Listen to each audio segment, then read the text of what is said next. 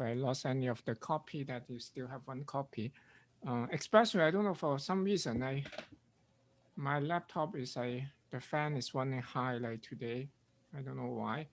And this laptop, like whenever I overheat, it can just shut down itself like up. I mean, anytime. So I guess it's better to, yeah. So okay. Um, it's like I have some echo. I'm sorry. Let me turn it off.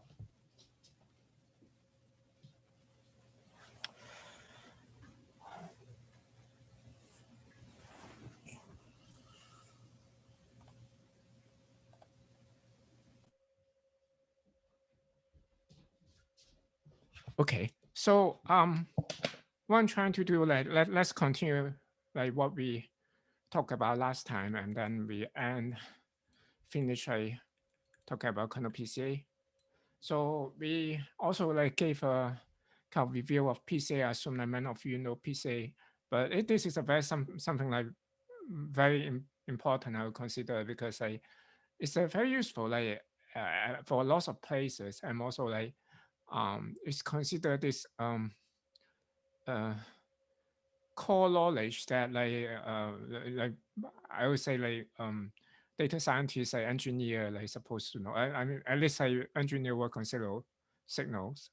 Um, so again, like basically for PCA, like we are looking at data, like this is just 2D, but like in high dimensional space, we want to look at like the direction that have the maximum spread.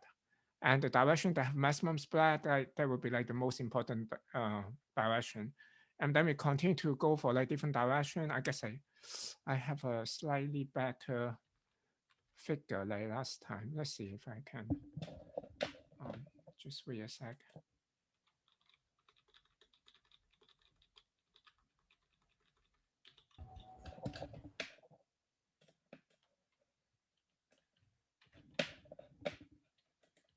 Yeah, I think this figure is better. Like 3D, so you can see that like we will be interested like first in this.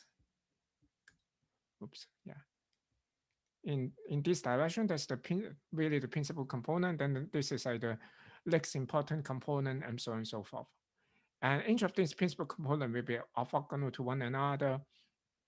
And we proved like last time, because the covariance matrix is Hermitian, or like real symmetric. So therefore, all these eigenvector can be will be orthogonal. And by the way, oh yeah, I already said that like this will eventually be eigenvector of the covariance matrix. And basically, the longest one will be the one with the maximum spread will be the eigenvector that with the largest eigenvalue. Now for kernel, so for kernel PCA, basically, okay, maybe back to PCA again. PCA, we're trying to diagonalize this covariance matrix, right? That can be approximated as the um, training factors, that let's say the data training data, then maybe I have like 1 to n, I equal to 1 to n.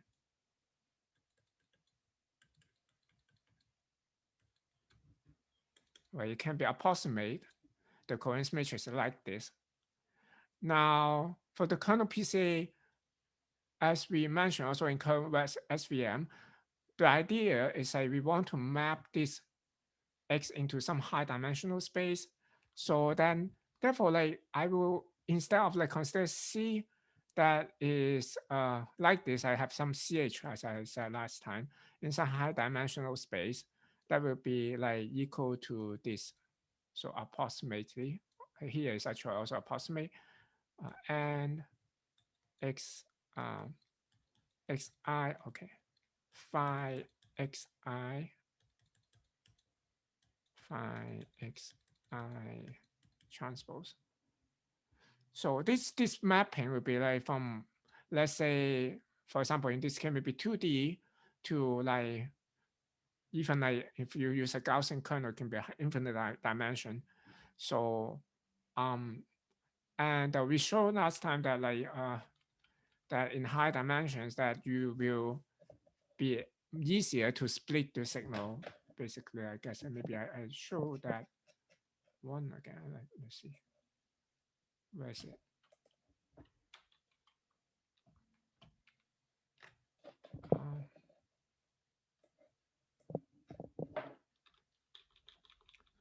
I guess I just directly show this the Jupyter notebook here. So like this is in the 2D space, the data is scattered like this. I have these three clusters here. They are not separable linearly. But if I map to a high dimensional space, in this case, I think I use a Gaussian kernel. Then you can consider it's actually infinite dimensional space, but I only look at the first two axes here, and then they are kind of like, at least these two groups will separate very nicely with this group here. And that's the idea. And now, okay, should have several. Now let's continue how to kind of for the derivation of the kernel PCA. So I have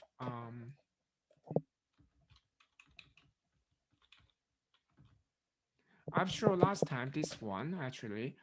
What we want, like in this PCA case, right? In this case here, we want to find the eigenvector, right? Because like this basically eigenvector, we want to find this thing. Basically, we want to find this V that have the maximum eigenvalue will be the first eigenvector.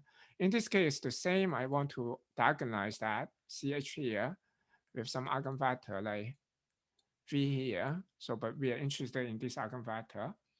And last time we showed that this eigenvector, it turns out will be just linear combination of this phi here. So therefore, I will have V.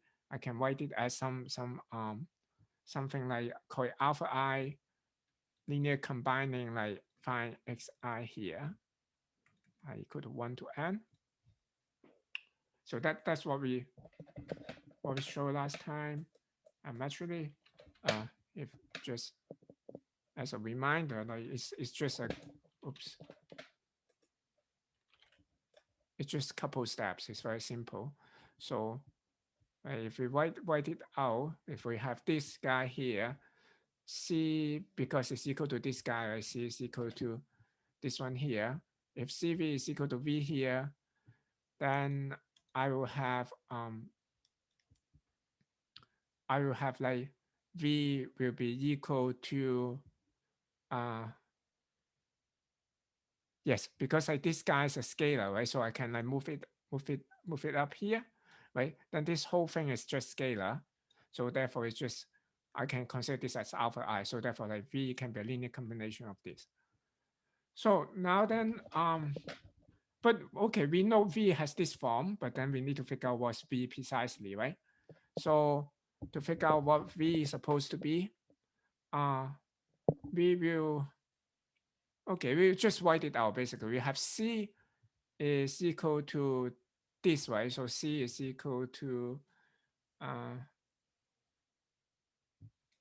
let me just copy, then I don't need to write so many times, I guess. So C is this guy, right? C is this one. So let's say C and multiply by V. So V will have this form, right? So let me copy this guy also. So V is like this form here. Right?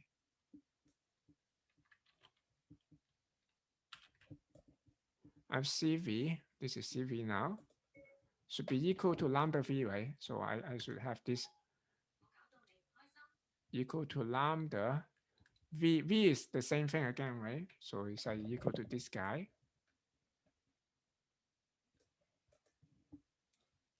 Okay, look a little bit complicated, but it's not that bad. Remember, this is a column vector. This is a row vector, even though like it can be a high time, even infinite dimension vector. And this is a column vector again. So then like, so this multiplied by this is actually just a scalar, right? So, and this summation, like I can pull it out. I probably should be careful, like don't use the same dummy index here. So if I use I here, I need to use J maybe. So that like, okay, I have I am J here, let's say. Now then I will just pull out the summation all the way out. So I have one n, I equal to 1 to n, j equal to 1 to n, and phi xi, and then I have 5xi transpose phi xj. So this is just, as I said, this is just an inner product, and the kernel trick is basically we assume that like we don't know what's phi, but we will know how to compute the inner product of those projected vector into higher dimensional space. Basically, this inner product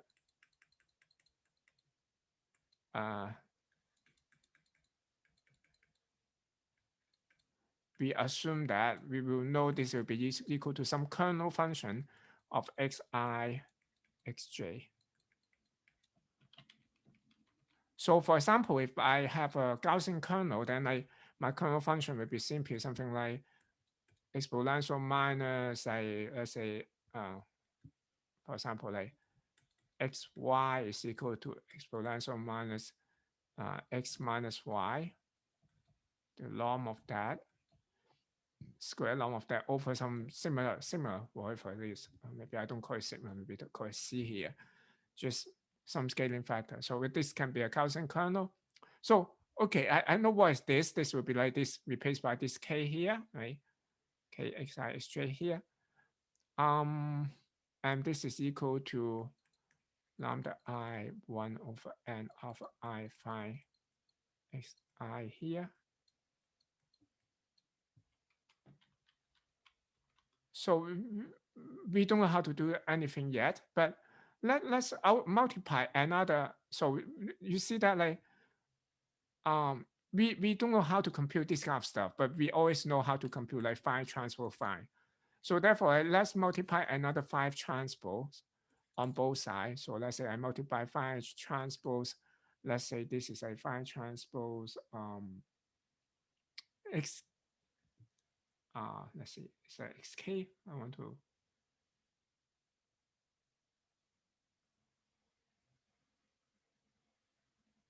Yes. Let's use xk.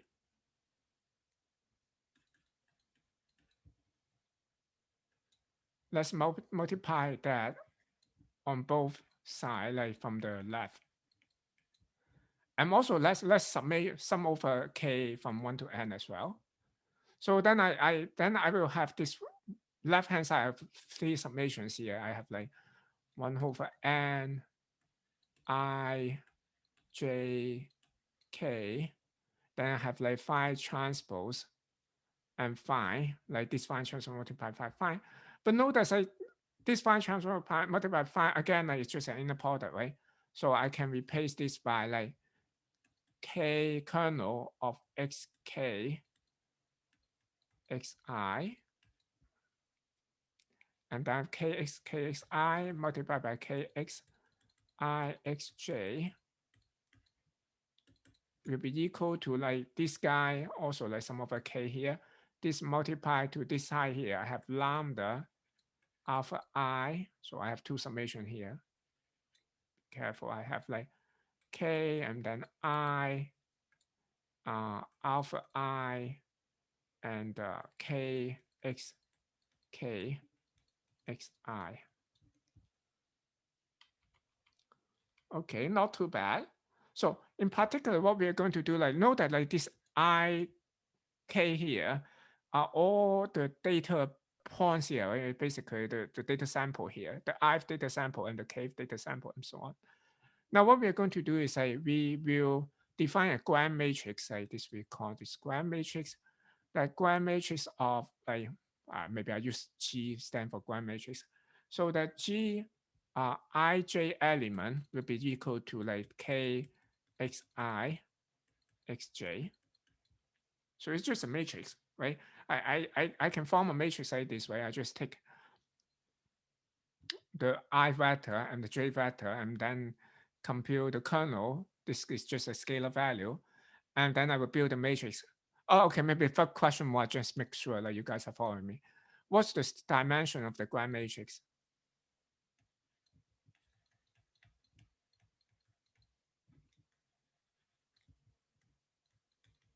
what's the size of the Gram matrix?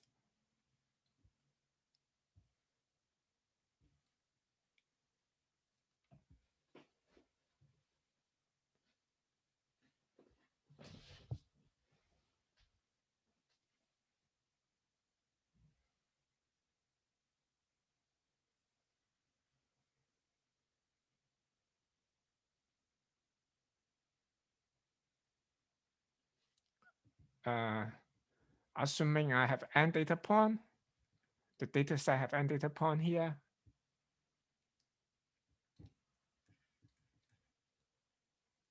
And data point. So that n data point means that like if you look at this figure here, there would be like n points here. I have n points here, n dots here.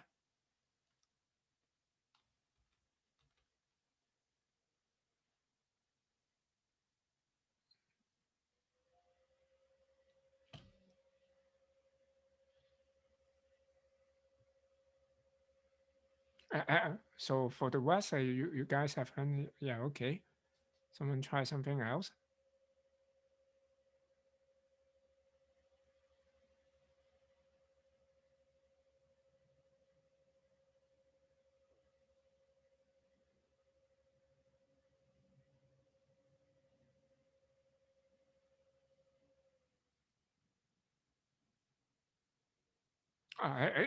It's good to ask. Apparently, I didn't explain clearly. So, okay, the Gram matrix again is just building from the from the data points. Let's say if I have like 5 data points here, like n equal to 5, then like my Gram matrix will be like the one element will be what? Will be just like k x1 x1, right?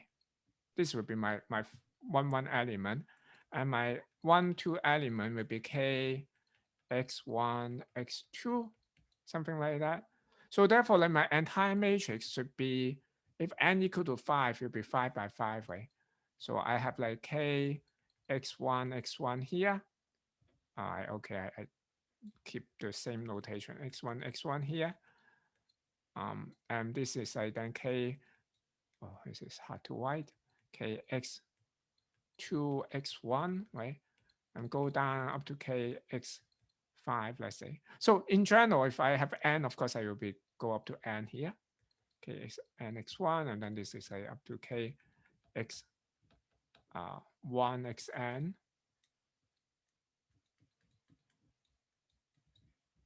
and then this k xn xn, right? So therefore, like this is an n by n matrix. So you have the Gram matrix is n by n. The n is like the number of data point, basically. Number of data, I mean training data in your data set.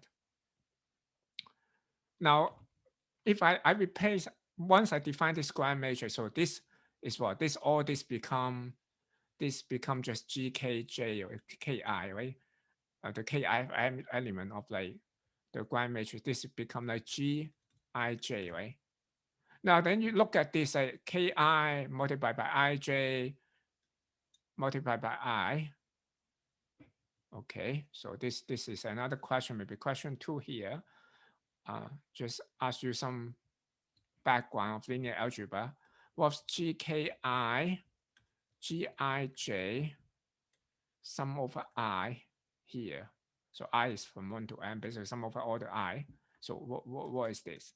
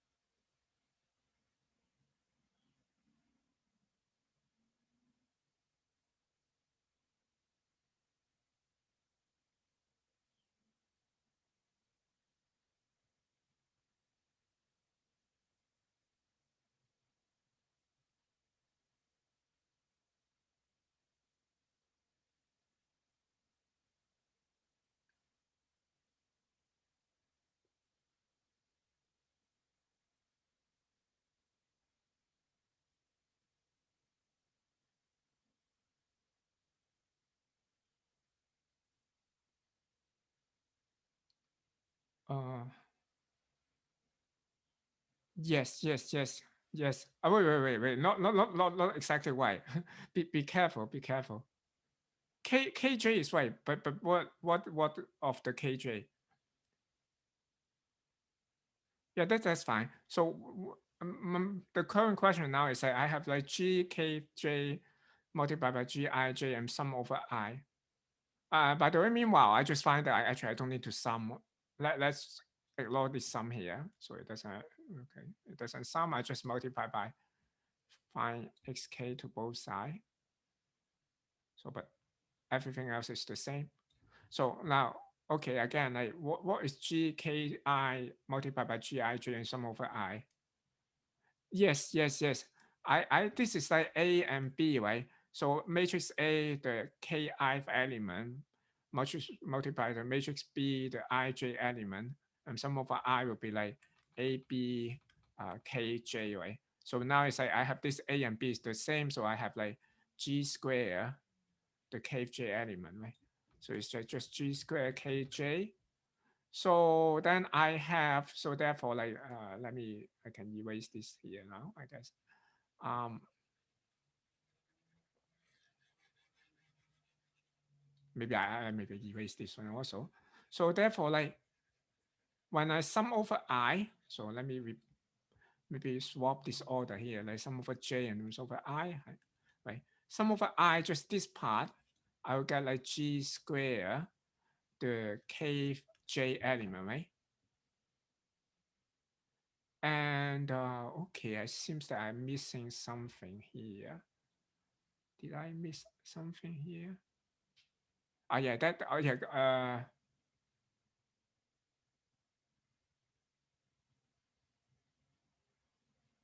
I think I have an alpha here somewhere. So like when I copy, I see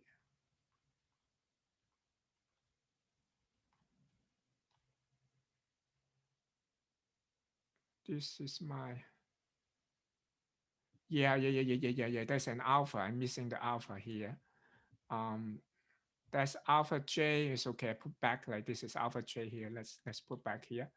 So I should have an alpha j here. I'm missing here. Yeah. Okay. So so okay. That therefore okay, alpha j is not important. Alpha j should be pulled outside here. Alpha j put it here because I'm sum over I, right? Alpha j is really constant. Pull out here. So I have like alpha j, sum over j, 1 over n is that like this guy is like this, right? And like similarly, I can simplify like the right hand side. So and again, like this is like gki, right? So this is gki.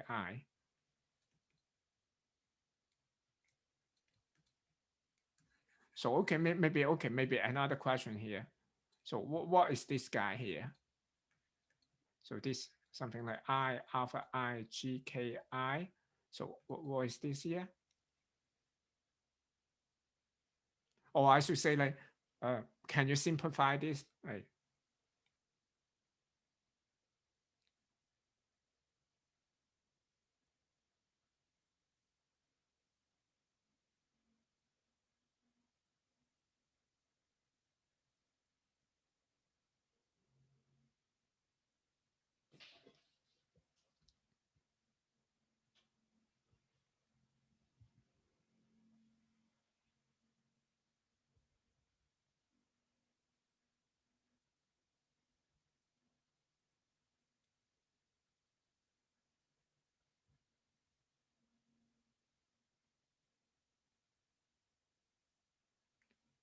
so I be careful. Like, okay, alpha is a vector, right? Alpha is a vector. This G is a matrix. So it's what? This is like a matrix multiplied by a vector, right? So let me give a little bit more hints here. So it should be like G alpha. So what's the index here? So this should be um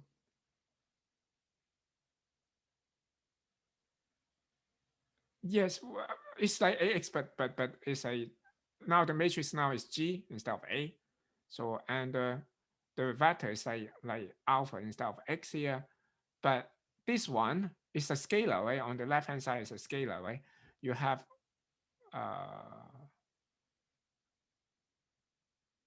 you have like gki is a number, right? It's just a scale number, and alpha I is also a scale number. You just say sum over two. I mean sum over a product of two numbers, right? So this side is a scalar, right? So this side should be a scalar as well. Like it shouldn't be a vector, right?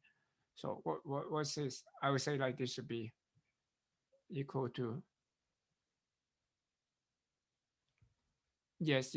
Actually, this is obvious, right? Because, oh, oops. I mean, like you only have like one index left, right? This is like the only index. So this is like G alpha K, right? This, um, okay. So you can think of this as like what you are doing here is like another matrix multiplication here, right? So you have like G K I. So this is scalar. You can swap around, right? This is scalar. Alpha I, but alpha I is what? Like you can think of alpha I one, right? Because like this is like this is a vector, but it's like a column vector, right? So it's like the alpha.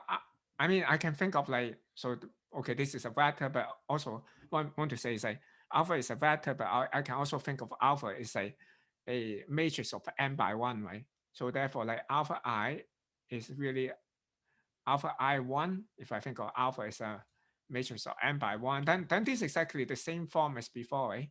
As we okay, I already erased that. But of like two matrix multiplication, right? So I have A multiplied by B. If this like middle index here is the same, then like this multiple will be equal to A, B, K, 1, right? In this case will be therefore like be equal to G alpha, K and 1. And of course, G alpha is just a vector, even though I think of that as a kind of like a matrix of k n by 1. So therefore, the second index is actually redundant. I can forget about second index. So therefore, it's just G alpha k, right? So okay, anyway, so therefore, like this is G alpha k. So it's a long story short. So what we have is like this is G alpha k. So therefore, it's a lambda G alpha, the kth element. And the same manner, this I can simplify further, right? So this is like, if I move the order, it's like gkj square, g square, the kj element, times alpha j here, sum over j. And okay. It's repeating the same thing. So, but just make sure you guys are following. So then what is this then?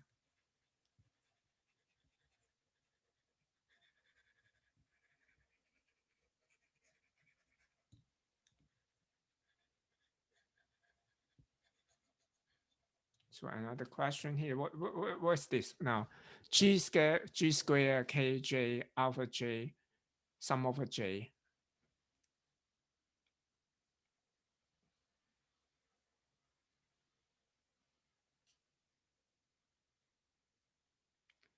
Yes, right? So this will be just g square, g square alpha, and then the kth element, right? So it's basically we have this, right? We have this on this side, right? That will be g alpha and the kth element. Here, I just have a different matrix. I have g square instead of g here. So therefore, this is equal to g square times alpha, the kth element. So finally, I have something like that, basically. But you have like this vector here, the kth element is equal to this vector here, the kth element. Well, then like lambda and 1 over n are scalar, right? So that basically just saying that like, okay, these two vectors are the same, right? So therefore, actually what we have here is 1 over n g square alpha is equal to lambda g alpha, basically. That's finally what we have. And g here, if it will be invertible because it's basically yeah. Okay, let's assume to be invertible. And actually it will be invertible, but I'm not going to show that. So it will be invertible, so we can just multiply g inverse on both sides. So we have g alpha is equal to lambda alpha 1 over n, or like maybe I have like n move to this side here, and lambda n alpha. So what's alpha now?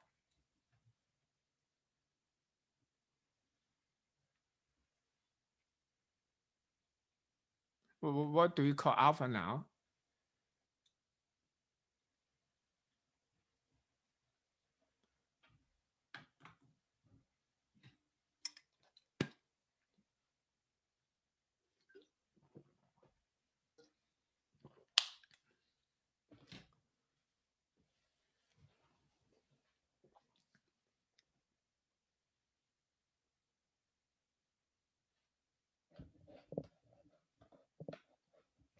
So what can you say about alpha now? Like again, like another. Yes, more precisely, what's eigenvector of uh,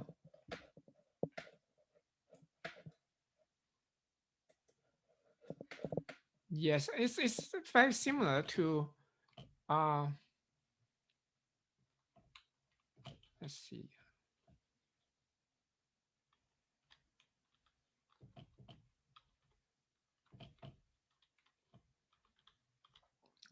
So we have like alpha, then like it's just eigenvector of G, then the eigenvalue will be like lambda n, right? So then what we can do is like also like very similar to before. Let's see if we go back like what uh we have earlier was lambda. Lambda is basically the eigenvalue of the eigenvector in the high dimensional space covariance matrix, right? So I will have like alpha here is eigenvector of G with eigenvalue of lambda n is just a constant, right?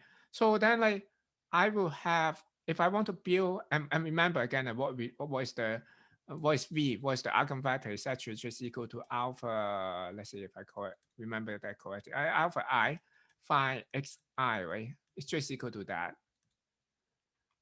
So if I want to find the eigenvector that with the maximum eigenvalue that then I should just look for the again an eigenvector of G that with the highest eigenvalue, because they share essentially the same eigenvalue here.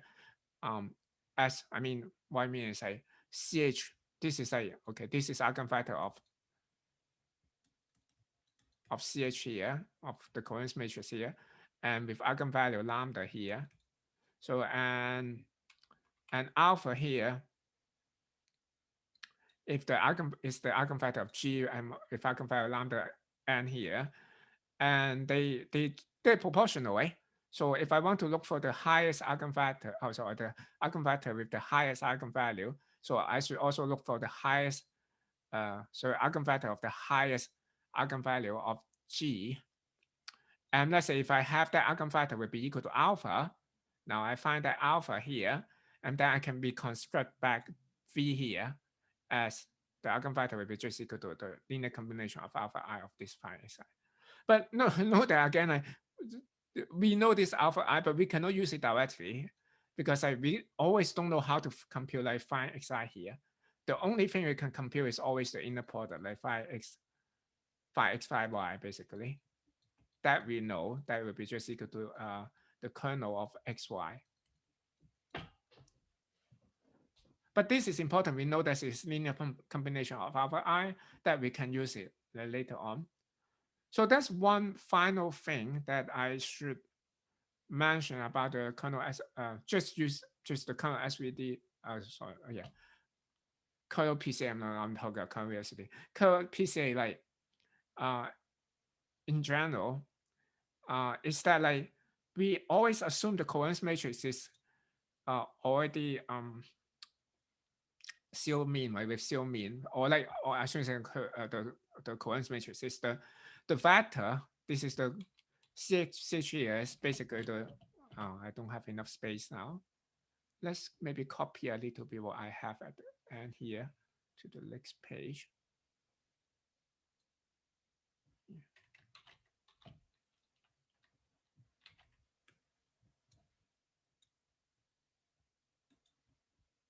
So remember that like we have assumed that the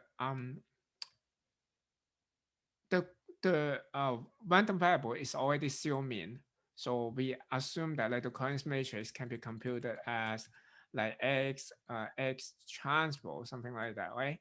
So in general, it's not equal to that, right? In general, it should be equal to x minus x, the mean of x minus x, mean of x transpose, right? So we can use this to instead of this guy. I mean, use this instead of this guy because like we assume it's zero mean, right? X bar is zero mean. Now the problem is that we map to high dimensional space. How do I know that phi xi actually is zero mean? Like phi x is actually zero mean. So that will become tricky, right? So for but luckily it's not that bad. So what we can do is like uh we can we should simply instead of consider phi xi here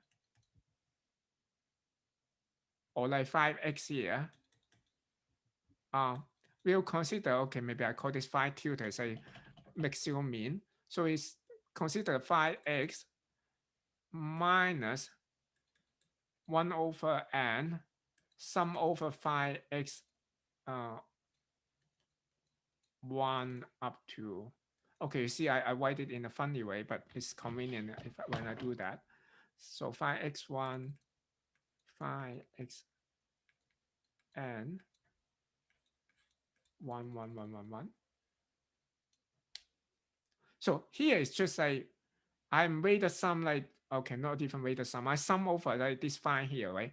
Because this multiplied by this column vector here will be just get me sum over phi x I equal to 1 to n, right? So this is just equal to that.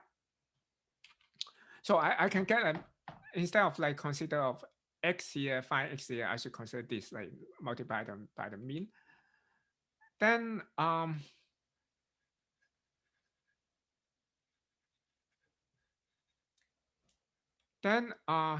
if I think of like the grand matrix, so now if I think of the or like not even the grand matrix, let me pack all the phi together. I have phi here is equal to like phi x1.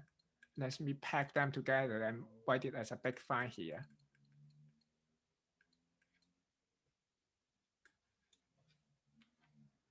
And if I write like this, I want to make things zero mean. So therefore, like instead of considering this phi here, I should consider a phi. Maybe I write a phi tilde here will be equal to, in the same manner, x1 phi xn minus I have like 1 over n phi x1 phi xn 1, 1, 1, 1, 1. So this one will be correspond to the first one, right? And for the second one, I also want to subtract the mean. I have another set of ones here, right? And so on. Then I will have an all one matrix here, right? So this is like all ones here, like n by n all ones matrix. Okay. So I will have like my phi will change to this. Now then I have the G matrix is basically, now this is already zero mean, right? And this is already zero mean. The G matrix is actually just equal to if you remember, the ij element is equal to the inner product of phi I and phi j, phi xi and phi xj.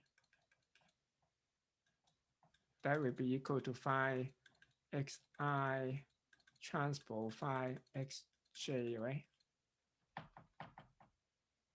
So therefore, like that entire G matrix will be just equal to phi phi, okay, let's see, phi transpose multiplied by phi. Yeah. And for this one, it doesn't necessary to be zero mean. But however, like if I make it zero mean, so I should have like 5 tilde transpose multiplied 5 tilde instead. And the 5 transpose tilde Okay, actually, this I can go one step further, make it simple. So this one, you see, like this is just fine, right? This is fine, and this is fine, right? So therefore, I can write this actually into phi multiplied by identity minus 1 over n, and this is all one element, like n by n, I say, right? So therefore, I have the phi tilde is just equal to this guy. So therefore, I have this is equal to phi, and transpose of this guy will be equal to I 1 over n. This is a 1 n times n transpose times phi transpose, right? This would be my phi tilde transpose. That will be equal to phi, very hard to write, phi multiplied by this guy transpose, multiplied by phi, multiplied by I, 1 over n, 1 n times n. Okay. So therefore, like, okay, it means, so in conclusion, it's nice. So instead of like we are trying to use the grand matrix, that or let's say this is the original grand matrix, the original G, right? So I should use a G tutor. This G will be computing like basically the, okay, this G is as mentioned earlier, Gij in practice will be equal to this phi xi, phi phi xj. But of course, we cannot compute that, like, but we will be placed by a kernel or a kernel xi and xj. So I can build a grand matrix with all this computing the kernel, so pair of the training data. But that's not the end of that, because it may not be mean. So therefore, but I can make it mean by simply, once I get the G here, I'll multiply by this matrix, say on the left and on the right, and that will make the the the vector projected to the high dimensional space to be mean as well. Okay. So this is a final caveat of the kernel PCA, and let's see.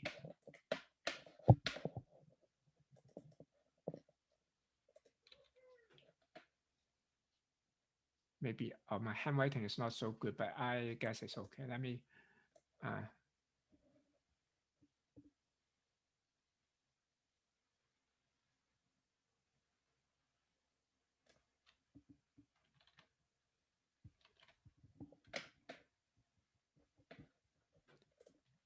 copy a summary here.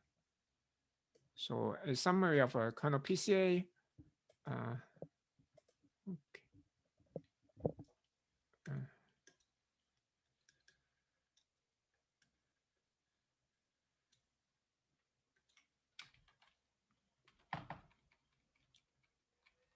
So as I just mentioned, like we first compute the grand matrix. The grand matrix is composed of like the pairwise of the training data. So you, for each pair of the training data, you compute the kernel of the training data, and then you build the matrix of that. And then you need to make sure the data that mapped into the high dimensional space is still mean. So therefore, you need to multiply, after you compute the grand matrix, multiply by this on the left and on the right. Then you will still mean the projected vector in the high dimensional space. Then afterward, like you try to eigen decompose G here. So remember, like we decompose the G, then we sort the eigenvalues, and again the eigenvalue with the largest, the eigenvector with the largest eigenvalue will be the alphas. Basically, we get you the alpha. Let's say alpha 1 is the alpha with the largest eigenvalues. And that will use this. You can use this to build the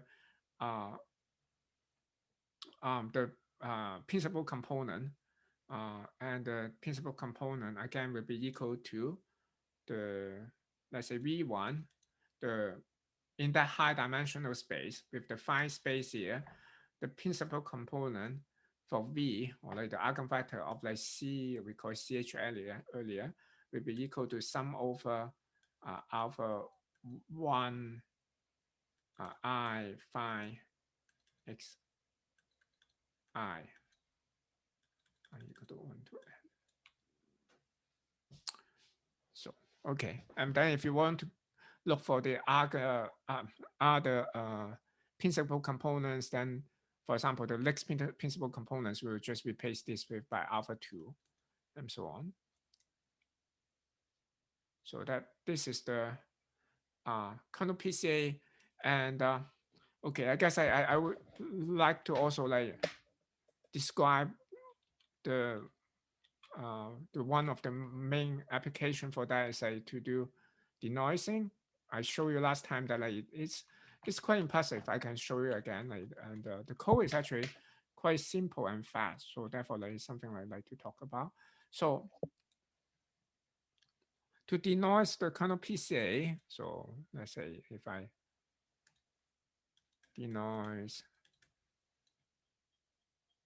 oh, okay, I guess okay, let's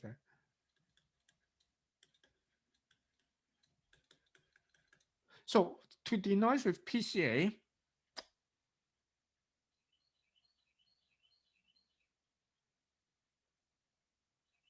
how do we denoise with PCA actually? Let me give an example. Let's say, okay, let's give a 2D example here. So this is a training data. So let's say this, I have the training data. Now I find the principal component here is this direction is let's call it U, like for PCA, then maybe kernel PCA, we call it V there. So let's say this is a U1. This is just 2D. Now if I have like input data here, is like there's just some point here is equal to x here, by the vector form here, x is equal to xy here. So how do I denoise x? So what's the denoise? Okay, given u here, so let's say u1 is normalized, even u1 is equal, the norm of u1 is equal to 1 here. So I have this input like new points here. I want to denoise x here. And what's the denoise version? What is, let's say, x tutor, let's say the denoise version? Or maybe I write xd here.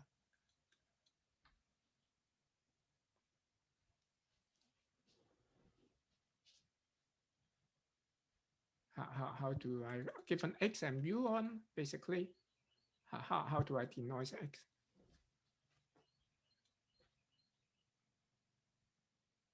What was xd supposed to be?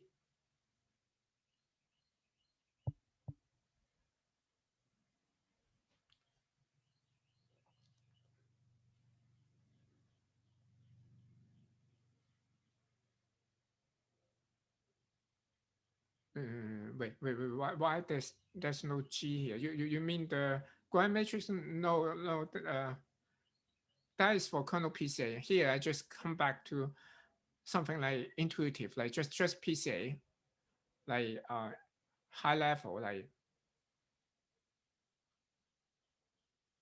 trying to understand like how at a reasonably high level, like what PCA is doing, like for denoising. So okay, let me even tell you, like okay, when we denoise, what do we do? Like we have data that is spreading like quite a lot along this the principal component, right?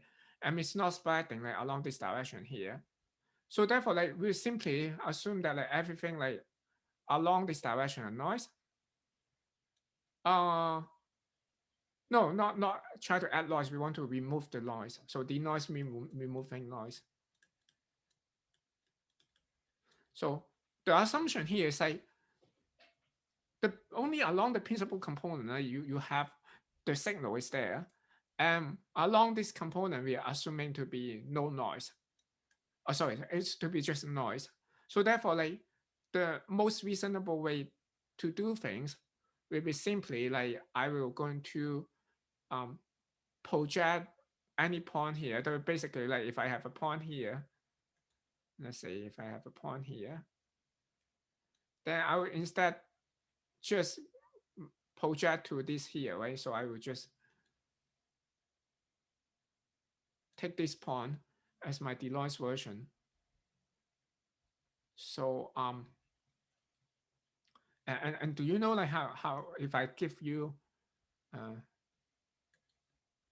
x and u1 here, like how do you project into like u1 here?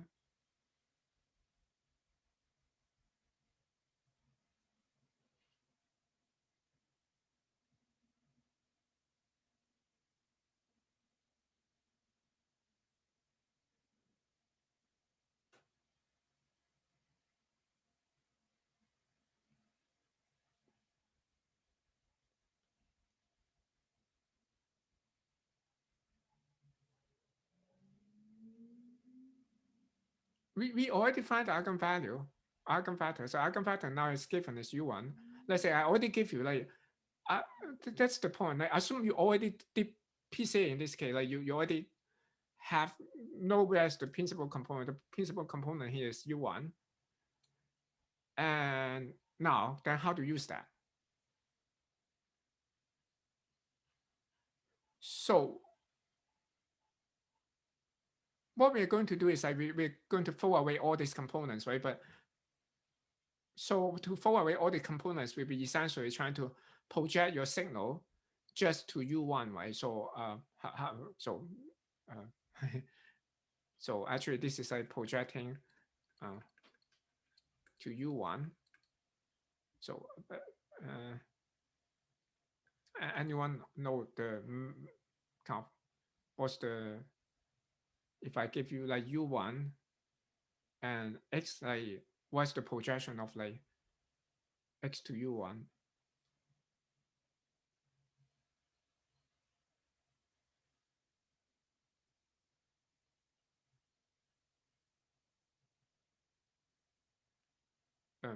No one. I guess it's like really rusty with um that's good. That's a good uh but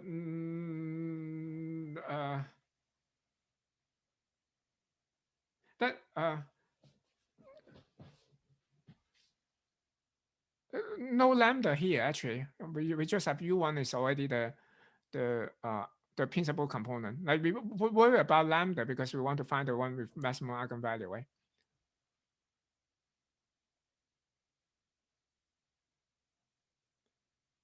Uh, no, I don't. I'm not sure. You may be confused with something else. That's nothing to do with determinant and so on.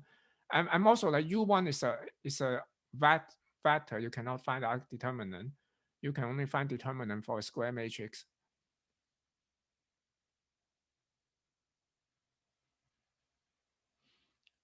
So so yeah, I I a little bit worried because I should ask this like much earlier now because uh I have the impression that maybe I keep saying inner product. Maybe you guys don't know like what is inner product really. Of course I okay. Hopefully, so okay. Maybe even like this one. So I just crossed out this question earlier. Uh, since most of you cannot answer that. Um, so I have two vectors here. What's the inner product of like x and y? So let's say these are both real vector here. What's the inner product of x and y?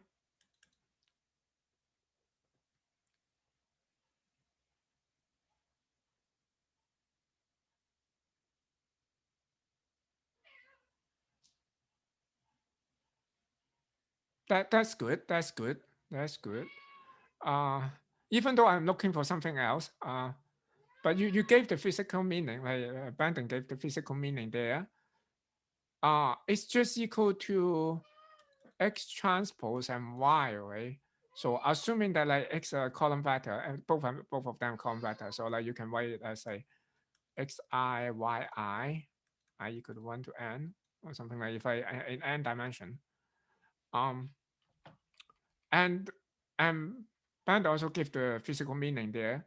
And the inner product, like you can also show that this is actually like x, y, the norm of x and norm of y times the cosine theta, right? Theta is basically the angle between the two vectors there. And so therefore, like if you look at that, so if I have a, let's say I have, this is just a unit vector, that's a u1 here. Let's say I have x here.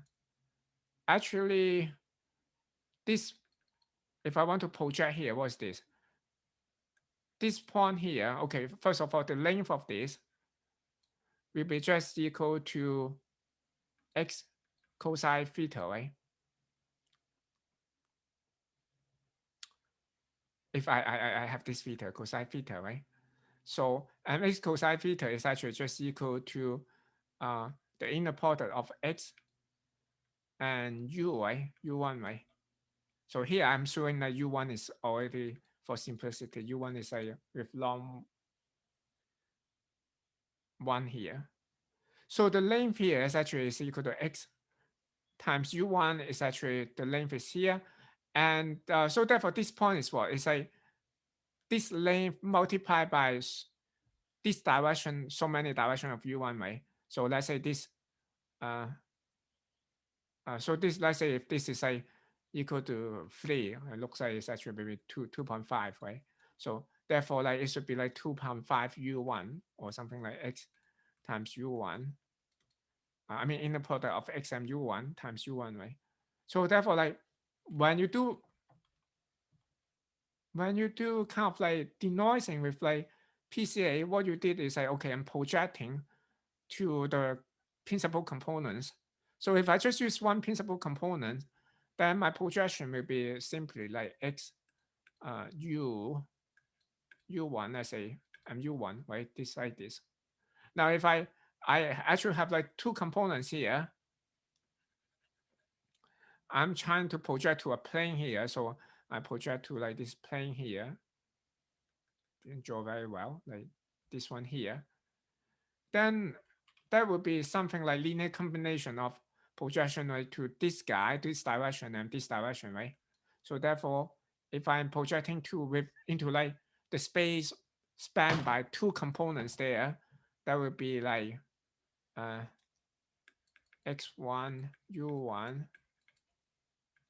So there's no x1, it's just x, u1, and x, u2, right?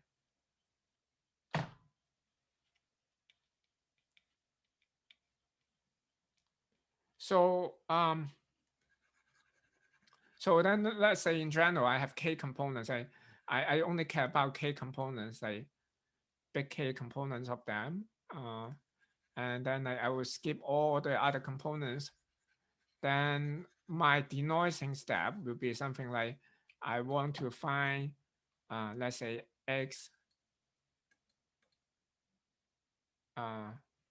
uk,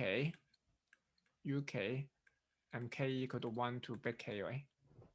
So this is given x, and this is basically the principal components. So U1 will be the major component and so on and so forth, like going down. So is that clear here now? Now this is for PCA, right? So what happened for kernel PCA is that like I'm mapping into some high dimensional space, right? Instead of x, I have 5x instead here, right? Then I have 5x. I have the eigenvector. Let's say I use vk here as before, like vk at the eigenvector. So I'm trying to do this, right? But of course, this is in the high dimensional space. Actually, more precisely, I should look for a z here. And if I map into the high dimensional space is equal to this guy here. That's what I'm trying to do for kernel PCA. If I want to denoise kernel PCA, like denoise into just like maybe 2-3 components, then three components, then K will be three here. And then with this like this. So, okay. But unlike PCA, like the projection is not, for PCA, like I know what is 3x, I know what's V, I can just project it right away, right? But for kernel PCA, I cannot compute 3x, and I only know V is like a linear combination of like alpha K, basically. I only know that it's equal to this thing here.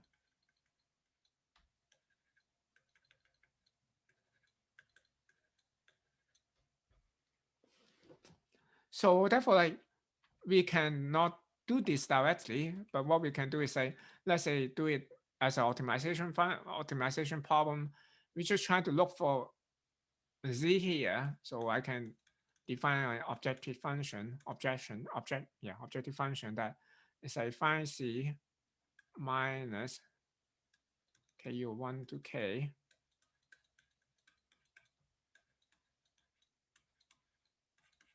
Maybe second norm here. So this, I try to minimize this objective function. Yeah.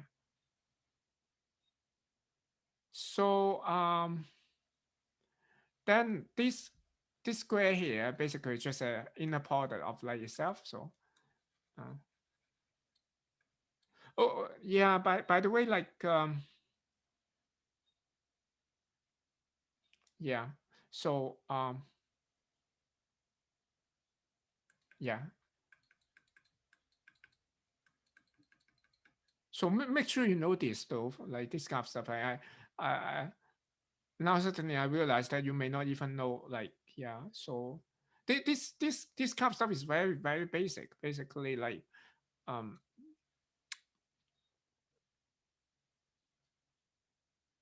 yeah, I don't know how you can read paper like without knowing this kind of stuff, because uh um yeah. So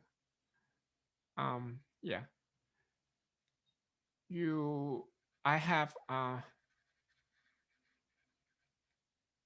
my norm here, my second norm here is essentially just the inner product here with itself. And remember, the inner product is just sum of, it's just equal to the sum of the product of the elements, right? Like this one here. And so my L here, and this inner product is linear, right? So I can, my L here can be written as a phi c phi z itself. And then this product, these other terms here. Okay, well, what I mean is that I have like basically phi minus this sum here and phi minus this sum here. Also, okay, sorry. Yeah, right. So and that will give me phi, right? And I have like phi sum here.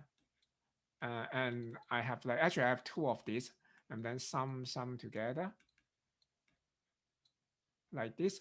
But note that like this, we are minimizing over z, right? Only this one has z. So therefore this last term is like not important. I don't care about that. So I will have something like the first two term I have phi c, and then I have minus 2 phi c in the product of sum over k equal to 1 to k phi x vk here, something like that. And I'm also like phi c is just the kernel of like z and z. So if I use a Gaussian kernel, for example, like k, if I have kxy is equal to x minus y over c, let's say, then kxx will be just equal to 0, right? So therefore, like this will be gone as well. I don't care about this. So then like minimizing L will be the same as maximizing this guy here, just like this one here. And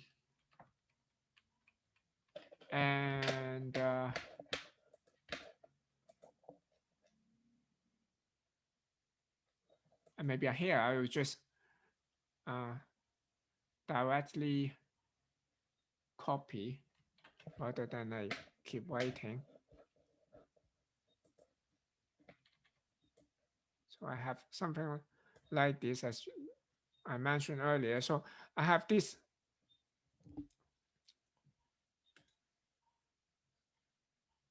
one here, KCC is not important. I will eventually don't ignore that. The last term here, the inner product with itself, like this one here, does not depend on C. I don't care about that also. So this one I don't care. So the one in the middle is an inner product of phi, what is that? Yeah, phi C here with this one. Yeah, phi K, VK is here, like VK and VK, and then phi C here, right? So, and I can multiply this one to this one and then this one to this one. So I have two of them, right? So and I can expand like VK, right? We remember that VK is equal to alpha IK phi XI sum over I, right? So VK I can replace with that. Alpha IK is constant, so we pull it out. So I have this one, right, inner product with this guy with like phi C here. And the summation I pull out here, right? I pull all the way out. So therefore I have like these two summation instead, right? So I have two summation and then find this guy. Whenever I have this inner product, find, I'm happy because I find something like inner product with this. I know what's that. It's just a kernel of xi with z here. And then like this guy here, um, we can further simplify that, but let's just stop here. I'm assuming this is called gamma, because I know what's vk here is equal to kind of like this guy here. I can plug that in again. Then I will have like sum over alpha I, and then sum over like uh, uh, product of like phi x and phi xi. Again, like product of find something. I know how to do that. That's the kernel function. But anyway, this is like computable. That I don't worry about that. So I just call it gamma here, right? So then I basically uh then we will just become like trying to minimize L, would be like maximize like this thing here.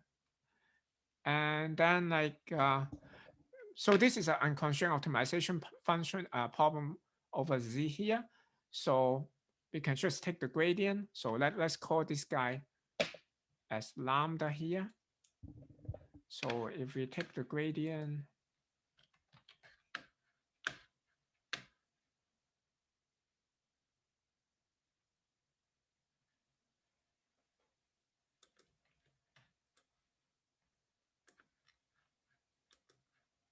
so we can take the gradient and set to zero, right? Just this guy, take the gradient. And here, like we are assuming that like the kernel is symmetric. Like for example, if I have the Gaussian kernel, kxy is actually eventually is a function of like k log x minus y, something like. So, and then like we take derivative of that. So then like first take derivative of that, right? Then we need to do chain rule. So taking derivative of things inside that will give us xi minus z here. So we have this guy equal to zero, then we move the term around, then we will have, basically we'll have this.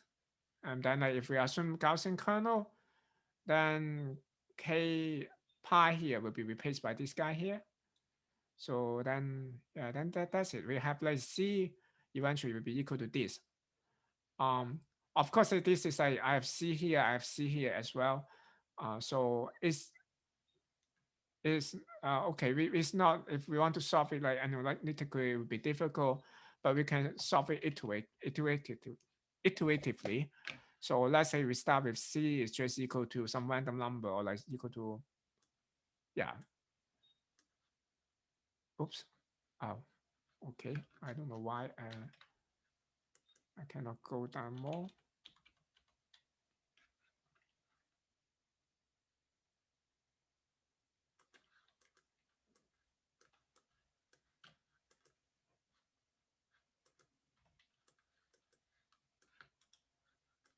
I want to, yeah, anyway, I copy this guy again and then move to the other page. I guess it's easier. Yeah. So, yeah, finally we have this, right? So we have this guy here. We have this C is equal to itself, but I can just do it iteratively, right? So I can just start with some Z and then like, oh, any C here, then we can update Z like the next time and then put it back and so on and so forth. So, and that's it basically for denoising. So we, to summarize, we need to do kernel PCA, and then afterward, like um, we need to look for the Z here. Actually, we need to compute this gamma here, but it's okay. It's like easily computable. And then we need to solve the Z here iteratively. And once we solve the Z there, then remember that actually C is already the value, yeah, because C map is C is actually the denoise version. That's very nice. That's already the result. So I have a couple minutes left. Maybe I will show this again, I guess. Like so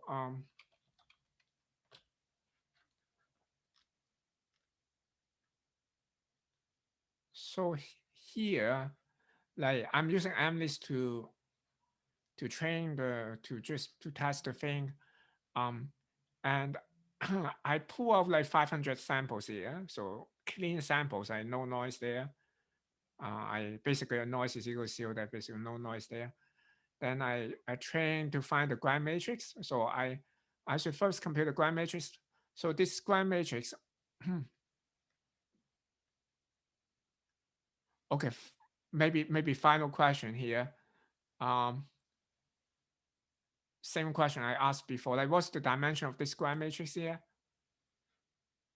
I highlighting the hints here. Yes, good. Yeah, okay. So, okay, we have the grand matrix here. Then remember, we need to zoom in the grand matrix. So I do the centering like as we just mentioned earlier. Then I have this like this center grand matrix. And then I should diagonalize that. Right? I can decompose that. Then I will find the alphas. If you remember, I have those alphas here. Um, and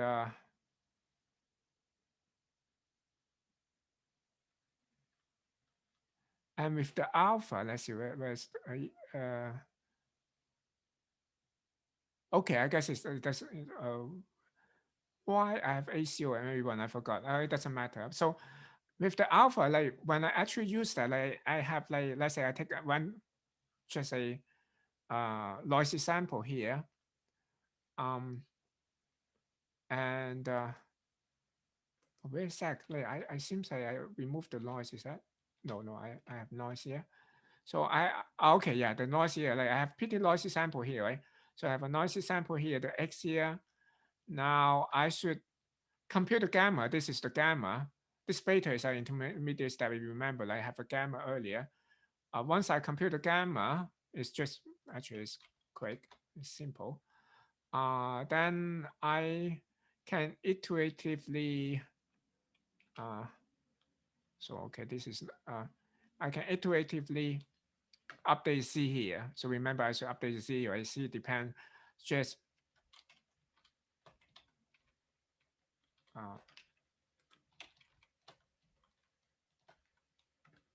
wait a sec.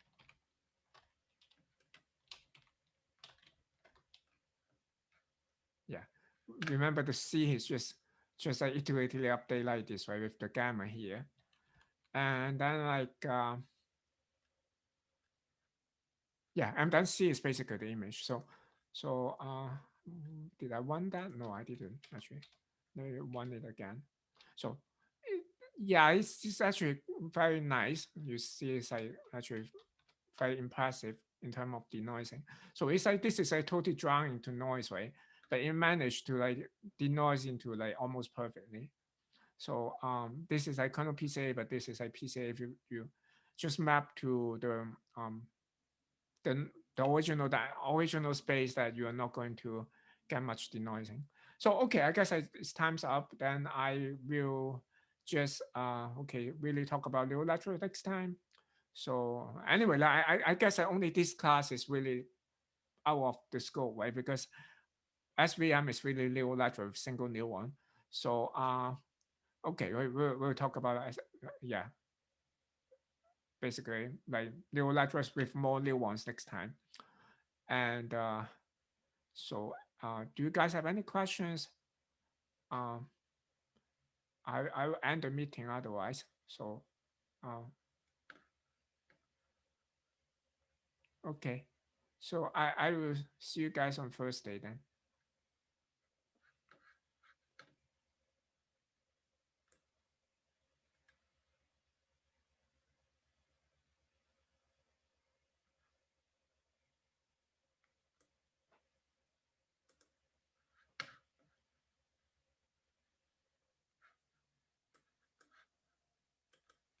Mm.